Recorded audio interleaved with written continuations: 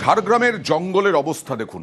বন দফতরের জমি বেহাত হয়ে যাচ্ছে, একে একে গড়ে উঠেছে রিসর্ট, আরও রিসর্টের নির্মাণ চলছে। বেআইনি নির্মাণ বলা হচ্ছে এগুলোকে, কারণ ঝাড়গ্রামে বন দফতরের এই জমি বেহাত হয়ে জমি দখল হয়ে যাচ্ছে। স্থানীয় বাসিন্দারা কি বলছেন দেখুন।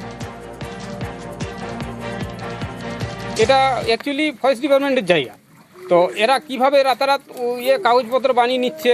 এবার কলকাতার বাবুরা এসে কিভাবে জায়গাগুলো দখল করে নিচ্ছে, এবার পাটওয়ারি তাদের কাছ থেকে কিনে নিচ্ছে, কিনে নিয়ে তারা কাজ তাদের শুরু করে দিচ্ছে। এবার কি করে হচ্ছে এটা প্রশাসন মানে ওর সাথে জড়িত আছে। জঙ্গলের মানুষ তারাই বা মানবেন কেন? তাদের জঙ্গল কেটে সাফ হয়ে রিসর্ট তৈরি হচ্ছে। সরাসরি চলে যাব রাজুর কাছে। রাজু, কতদিন ধরে এই রকম কাজ চলছে এবং যে রিসর্টগুলো এখন আছে সেগুলোও কি খাস মানে বন দফতরের জমি দখল করা? দেখো অরবিন্দা, একদমই। কারণ বন দপ্তর যেটা অভিযোগ করছে যে অধিকাংশ যে রিসোর্ট এখানে গড়ে উঠেছে বা যে বনাঞ্চলে এই রিসোর্ট গুলো গড়ে তোলা হচ্ছে, অধিকাংশ জায়গায় পাঁচিল দিয়ে যেভাবে রিসোর্ট তৈরি হচ্ছে, অবৈধভাবে গাছ কাটা হচ্ছে, জমি দখল হচ্ছে। মূলত বন দপ্তর যেটা অভিযোগ করছেন তাদের জমি, সেই জমি না দেখার ফলেই মূলত এই জমি বেহাত হচ্ছে। আর এই সমস্ত জমি যে দখল করছে যারা, তারা অধিকাংশ বাইরে থেকে আসা। কারণ এই বাইরে থেকে আসা মানুষজন এই জমিগুলোকে অধিকাংশ সময় দেখা যাচ্ছে একাধিক হাতে সেই জমিকে হস্তান্তর করা হয়েছে, বিক্রি করা হয়েছে, এবং সেই জমি ঘুরপথে আবার একজন কিনে সেখানে রিসর্ট করছে, যেটা অভিযোগ করছেন বন দপ্তর। বন দপ্তর এও অভিযোগ করছে যে জমিগুলো রয়েছে তাদের, সেই সমস্ত জমির দিকেও তারা। বন দপ্তর তো অভিযোগ করছে, কিন্তু একটা প্রশ্ন আছে রাজু। বন দপ্তর অভিযোগ করছে, আর বন দপ্তর এর আগে বন দপ্তরের জমি দখল করে রিসর্ট তৈরি হয়েছে। এখন যে বেআইনি রিসর্টগুলো হচ্ছে সেগুলো নির্মাণ হতে শুরু করেছে, তারপরে এখন নোটিশ দিয়েছে বন দপ্তর, দখলকারীকে জমি ছাড়ার নোটিশ বন দপ্তরের। এতদিন কি করছিল বন দপ্তর? চোখ বুজে বসেছিল রাজু? দেখো অরিন্দ, প্রথমত বলে রাখবো যে বন দপ্তরের যে আধিকারিক এখন এসেছেন তার নজরে এগুলো পড়েছে। আগে যে সমস্ত বন দপ্তরের আধিকারিকরা ছিলেন, যাদের এই নজর দেওয়ার কথা ছিল, সেই নজরদারিতেই ফাঁক রয়েছে। কারণ যেখানে ভূমি দপ্তর বলছে বন দপ্তরের যে সমস্ত জমি তা আগেই তাদেরকে বুঝিয়ে দেওয়া হয়েছিল এবং সেগুলোকে ঠিকঠাক করে নেওয়ার দায়িত্ব ছিল বন দপ্তরের।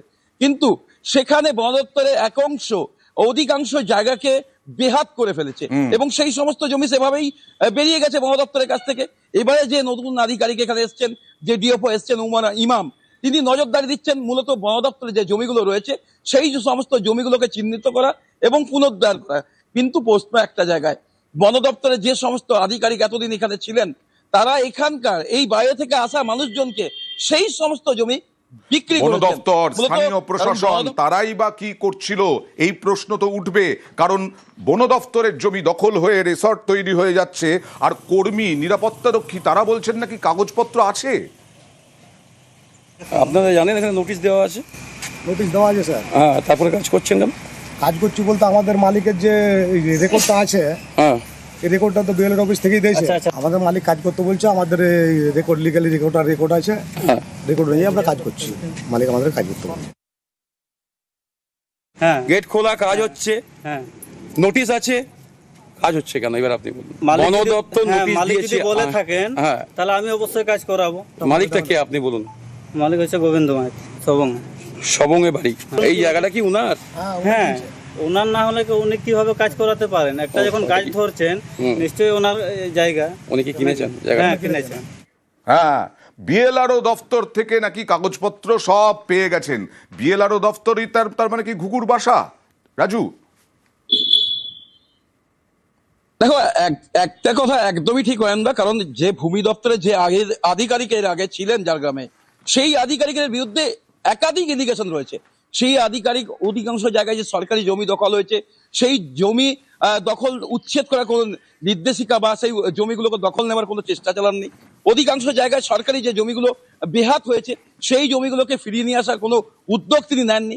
এখন যে সমস্ত আধিকারিকরা আসছেন, তারা মূলত এই কাজটা করতে চাইছেন। আদৌ কোনো পদক্ষেপ করা হয় কিনা সেই দিকে আমাদের নজর থাকবে, তবে মনে হয় না সেরকম কিছু একটা হতে পারে। আর উত্তরবঙ্গে চলে যাব। এই তো দেখাচ্ছিলাম জঙ্গল মহলে গাছ কেটে সাফ করে দেওয়া হচ্ছে। খড়িবাড়িতে দেখুন রাস্তার ধারে গাছগুলো একেবারে কোপ পড়ছে তার উপরে, গাছগুলো একের পর এক গাছ কেটে সাফ, সরকারি জায়গায় গাছ কেটে সাফ। স্থানীয়রাই গাছ কেটে সাফ করে দিচ্ছেন কারো অনুমতি না নিয়ে। কি করে? কথা বলবো প্রতিনিধি বিশ্বজিতের সঙ্গে। বিশ্বজিৎ, কারো নজর পড়ে না? এই রাস্তা দিয়ে প্রশাসনের কেউ যান না? দেখো, নজর পড়ে না বলেই এই বিষয়টি উঠে এসেছে। এবং আমাদের কাছেই প্রথমে এই খবর আসার পর ঘটনাস্থলে গিয়ে দেখা যায় যে একবারে গ্রামীণ সড়ক, এবং সেই সড়কের ধারে গ্রাম পঞ্চায়েতের পক্ষ থেকে এই গাছগুলো লাগানো হয়েছিল। আর সেই গাছে দেদার কোপ, প্রায় 6-7টি গাছ কোপ হয়েছে, এবং যার ভূমিকা কিন্তু ইতিমধ্যে প্রশাসনের উপর পড়ছে। প্রশাসনের নজরদারির অভাবেই কিন্তু এই গাছে কোপ মনে করছেন স্থানীয় বাসিন্দারা। স্থানীয় বাসিন্দা যার জমি পাশে, তিনি মনে করছেন তার জমি বাঁচাতে এই গাছকে তিনি কোপ দিয়েছেন। আসলে আদেও তিনি এই গাছ বিক্রি করার। আর সোনারপুরে কাস্টমস অফিসারের উপর হামলার জের, হাইকোর্টে মামলা। আক্রান্ত কাস্টমস অফিসারের অটো চালক ও দলবলের বিরুদ্ধেই হামলার অভিযোগ। আরো ডিটেইলে বিষয় জানাতে পারবে অর্ণব, রয়েছে আমার সঙ্গে। অর্ণব, দেখো, বারুইপুর পুলিশ জেলার মধ্যে সোনারপুরে একটি স্থানীয় অটো ইউনিয়নের তরফে কেন্দ্রীয় শুল্ক দপ্তরের আধিকারিক কাস্টমস অফিসার তাকে অ্যাটাক করা হয়, এবং এই ঘটনায় অভিযোগ জানানো হলেও পুলিশের তরফে কার্যত কোনো পদক্ষেপ হয়নি আইন অনুযায়ী। এই অবস্থায় পুলিশ নিষ্ক্রিয়তার অভিযোগ করে জরুরি মামলার অনুমতি চান তার আইনজীবী মহিত মুখোপাধ্যায়।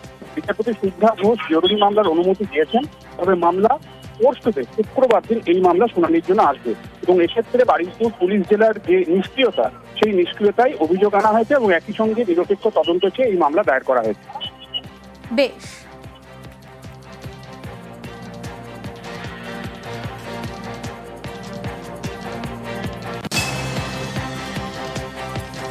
আর ইতিমধ্যে যে আপডেট আপনাদের জানাচ্ছিলাম, সোনারপুরের আবাসনে বাড়ছে পুলিশের নজরদারি।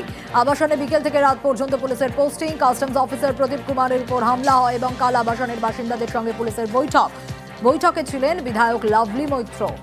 আবাসনে দেওয়া হয়েছে থানার আইসি ফোন নাম্বার, ফোন করলে পুলিশের দ্রুত যোগাযোগের আশ্বাস।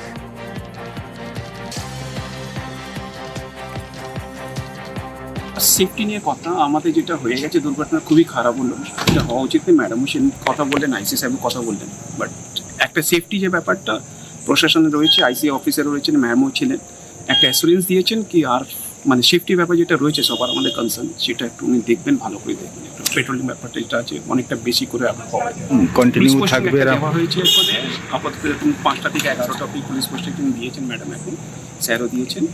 আপাতত আর শুনেছি কি খুব তাড়াতাড়ি একটা আমাদের থানা যেটা আছে রাজপুরে শিফট হচ্ছে অ্যাজ সুন অ্যাজ পসিবল, তো একটু কাছাকাছি হলে ভালো হবে। ভবিষ্যতে যাতে এরকম ঘটনার পুনরাবৃত্তি আর না হয় সেটাই ওনাদেরকে বলা, এবং ওনাদের সঙ্গে সবসময় প্রশাসন আছে, লোকাল যারা জনপ্রতিনিধি তারাও আছে, এবং আগামী দিনে ওনাদের ভয় পাওয়ার কোনো কারণ নেই বা নিরাপত্তাহীনতায় ভোগার মতো কোনো কারণ নেই। প্রশাসন যা যা পদক্ষেপ নিয়েছে সেটা ওনাদের সঙ্গে প্রশাসন শেয়ার করেছে। পোস্টিং রয়েছে পুলিশ, এবং তাছাড়াও সোনারপুর থানার তরফ থেকে পেট্রোলিং চলে। কারোর কোনো সমস্যা হলে আগামী দিনে এটাই রিকোয়েস্ট করব, সাথে সাথে আপনারা প্রশাসনকে জানান, প্রশাসন অবশ্যই পদক্ষেপ।